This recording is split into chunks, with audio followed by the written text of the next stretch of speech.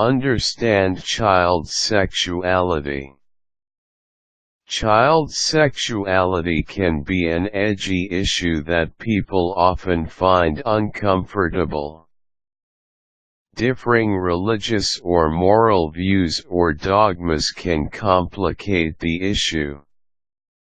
My research and wisdom are based upon the information we have on child development, my experience at home and in classrooms, and my own common sense.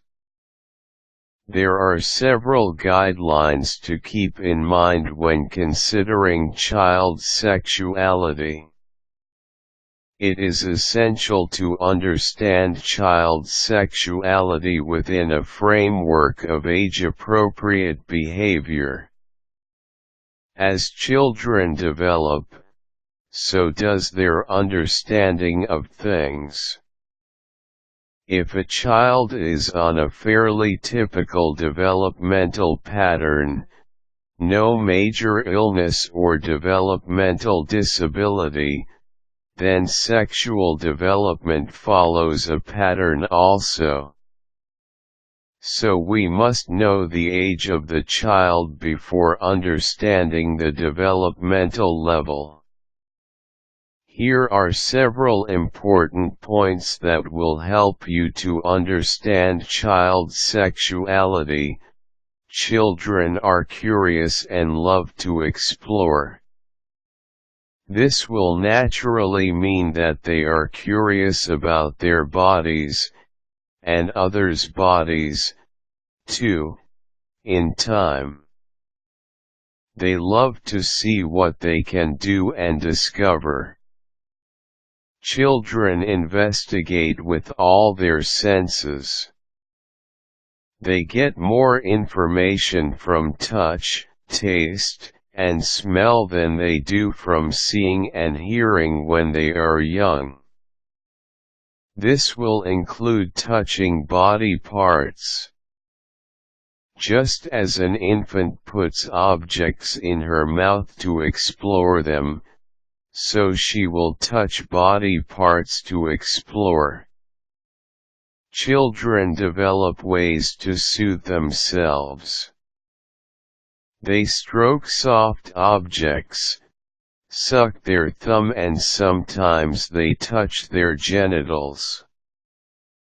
Children do not play with themselves, well, not in the negative sense in which that phrase is generally meant. It just feels good.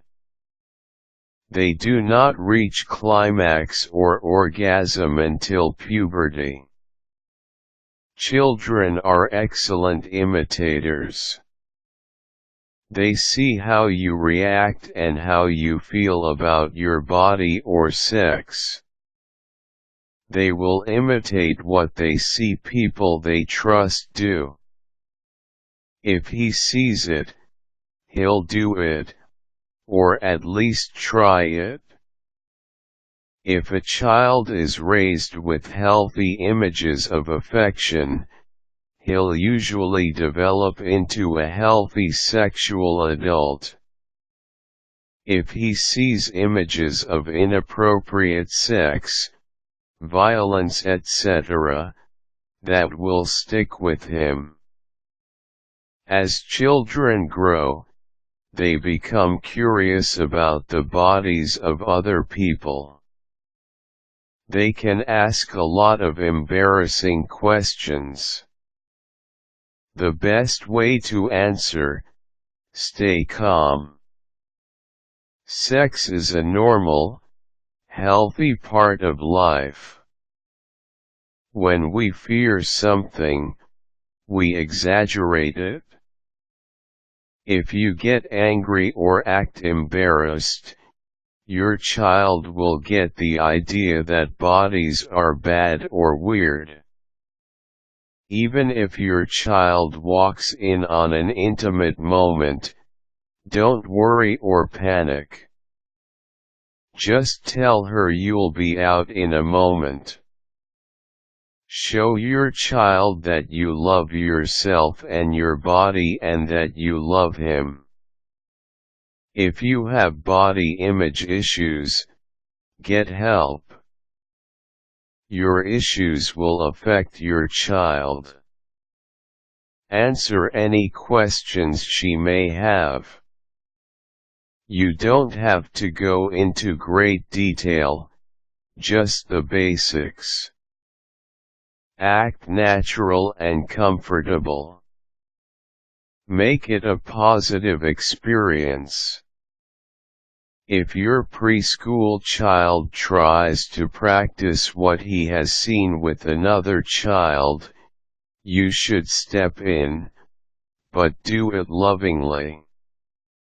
Don't be angry or shame him. Treat it like any other behavior that is unacceptable. Just tell him that this is something for when he is older but not now. Help him to apologize. If a child touches private areas in public, address it in the same calm manner. I tell my children that it is inappropriate to touch the areas covered by a bathing suit in front of others. It is not dirty, it is private. Also, if your child seems to touch the genital area frequently, you may want to check for a rash or infection. Sometimes she is feeling itchy. Be aware that teenagers, almost universally, will masturbate. They are usually pretty discreet, especially if they have been taught about privacy. Important note: past the preschool age, sexual acts with another child are no longer exploration. Touching, fondling, or viewing another person's private areas is not appropriate. No child should ever be allowed to exploit, intimidate, or harass another child sexually. When you address it, remain calm and be sure of your facts. But take it seriously and treat it like any other act of bullying or abuse. Let the perpetrator know that it will not be tolerated. Both children should separately receive help from a licensed psychologist. The victim should be kept safe from the perpetrator.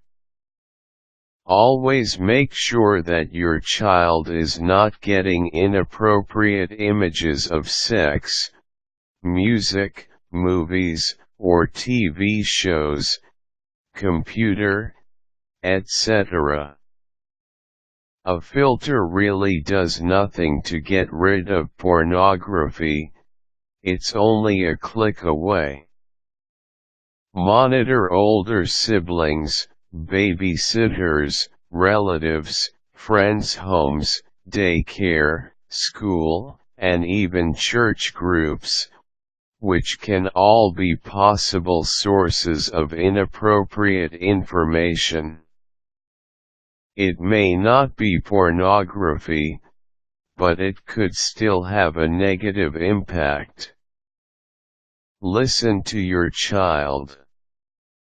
This is a general overview of child sexuality.